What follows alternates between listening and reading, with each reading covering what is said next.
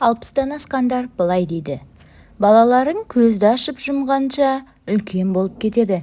Сондықтан олармен көбірек уақыт өткіз.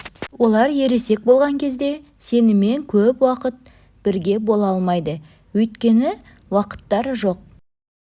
Адам өмірінде ешқашан жұмыс аз істегеніне өкінген емес. Жұмыскер бол. Бірақ отбасыңды, достарыңды және денсаулығыңды бірінші орынға қой. Мүмкін ұзақ немесе қысқа өмір сүрерсің, бірақ қанша жасасаң да денсаулығыңа мұқият бол. Егер өмір ойдағыдай болмаса, үзіліс жасап, бәрін ойлан. Тынышталып ал, қорытынды жаса, сосын шешім шығар. Адамдар жақсы жұмыс дегеніміз күн сайын ұнайтын жұмыс деген сөзге өте қатты сенеді. Бұл дұрыс емес. Жақсы жұмыс – бұл жұмыс күнінің көп бөлігін шыдамдылықпен өткізе алатын, бірақ сенің шығындарыңды жаба алатын жұмыс. Саған бір ғана жұмыс өмір бойы ұнай бермейді. Тым жүрекпен қабылдама. Мүмкін сенің өміріңе көмек қажет кезінде ешбір сенім қалмаса да ереме. Барлық мәселелер шешіледі. Дос дегеніміз түнгі сағат 2-де қоңырау шалып шақырғанда да келетін адам. Басқалары жай ғана таныстар. Сіздің өміріңіздегі ең маңызды адам сізбен өз өмірін бөлісуге келіскен адам. Жүрек ауруы бар адам секілді жаттығулар жаса және қант диабетімен ауыратындар секілді пайдалы тамақ іш. Сонда сенде мынандай проблемалар ешқашан болмайды. Сенде бір ғана өмір бар. Бұл қазіргі өмір. Бір күні ештеңе жасамай, орындалатын армансыз, үмітсіз оянудан сақтан. Тістеріңді үнемі жуып, дәрігерге қаралып жүр. Бұл ұсақ-түйек кеңес болып көрінуі мүмкін, бірақ сүйек, тіс, ет, көз деген сөз бар. Шешім қабылдаған кезде даналық сөздер, данышпандардың немесе ата-ананың айтқан әрбір сөзін орындап қажеті жоқ. Олар да сен секілді қателесуге құқы бар. Кеңестерін тыңда, бірақ шешім өзіңдікі болуы керек. Зат, мүлік, ол зат, мүлік. Дүние қоңыз болып қажеті жоқ.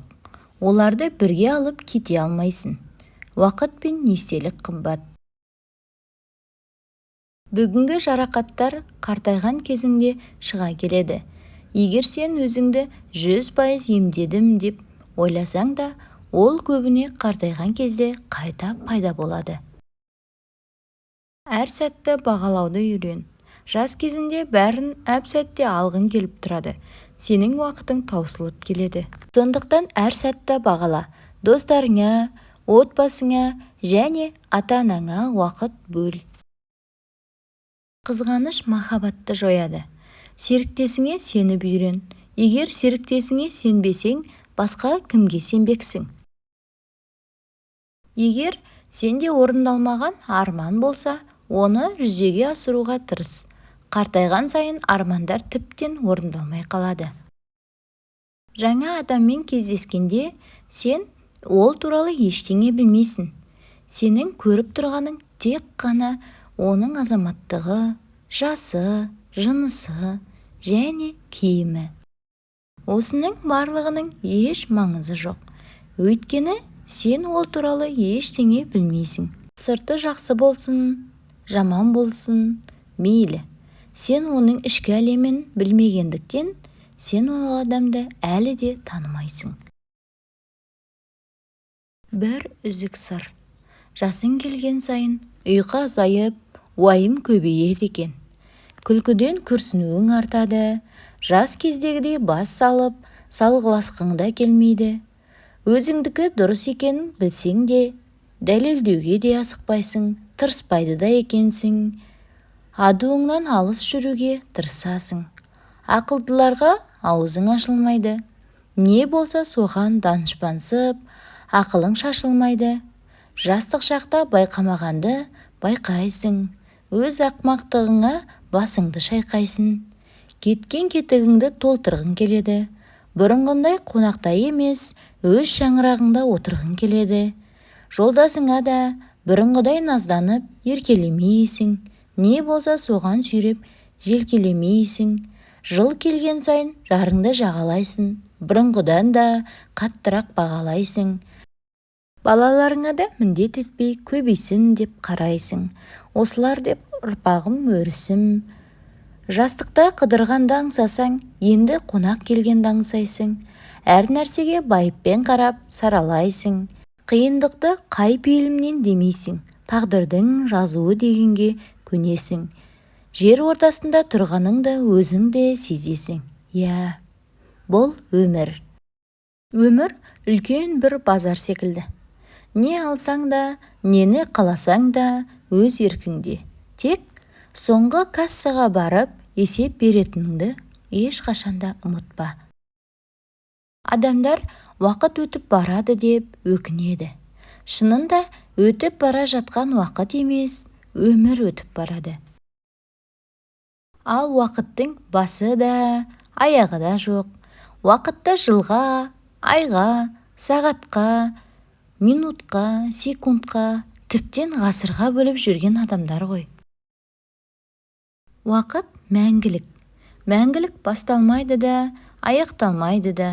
Бәрін бір Алла біледі, бір кем дүние. Адам үмітпен өмір сүреді. Әр таңнан үміт күтеді. Келешекке сеніммен қарайды. Жалпы адам жер бетінің қонағы. Мүмкін әкең саған қалағаныңның бәрін бермеген шығар. Алайда ол саған қолындағын бәрін бергені анық. Балаңнан кемшілік көрсең, әуелі өзіңді сына. Бала бізге бағынбаса, онда біз де бағынудан қалғанбыз.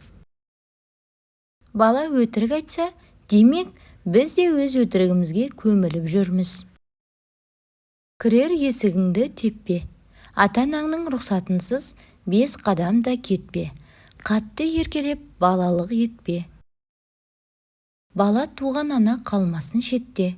Бара тұғын қадірлі жерге әкеңнен бұрын жетпе.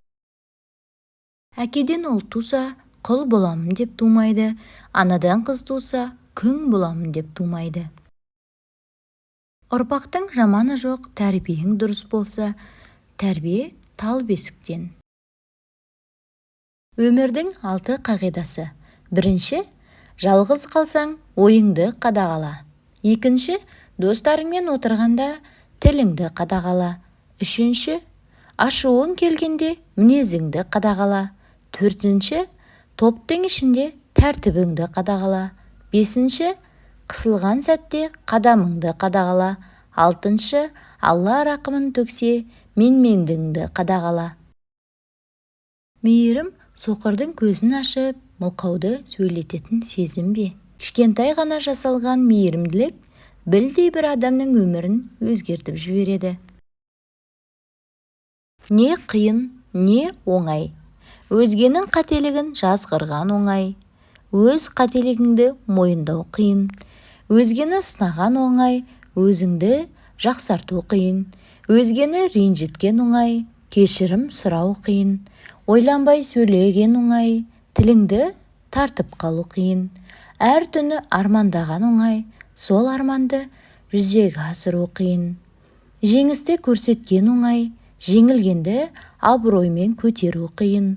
Сүрініп құлаған оңай, қайта тұру қиын. Өмір сүрген оңай, оның шынайы мәнін білген қиын. Қателескен оңай, қателігіңді білу қиын. 2 жүзді адамның 3 белгісі бар. Бірінші, сөйлегенде өтірік айтады. Екінші, уәде бергенде орындамайды. Үшінші, аманатқа қиянат жасайды. Ең ақылды адам жақсылық жасап, қабыл болмай қалуынан қорқатын жан. Ең ақымақ адам жамандық жасап, Құдайдың жазасынан аманмын деп жүрген адам. Қажетті нәрсені істей бастаңыз.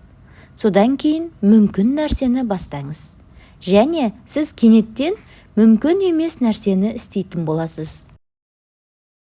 Алға жетудің жолы ұзақ болса, кері кетудің жолы бір-ақ күндік. Адам әлде неге талпынуымен, ұмтылуымен өмір кешеді.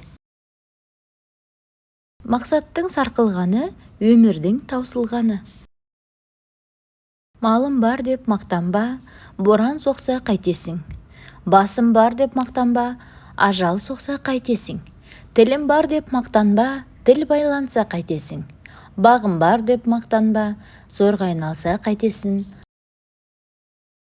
Ақылдан артық хандық жоқ, жомарттан артық нарлық жоқ. Жастарға ақыл айту қарыз, өнеге үйрету парыз, тәжірибе ұқтыру міндет. Бұл үшеуін айтпаса қарт кінәлі, ұқпаса жас кінәлі. Үш ағайындыдан аулақ бол. Кедейлік үш ағайынды.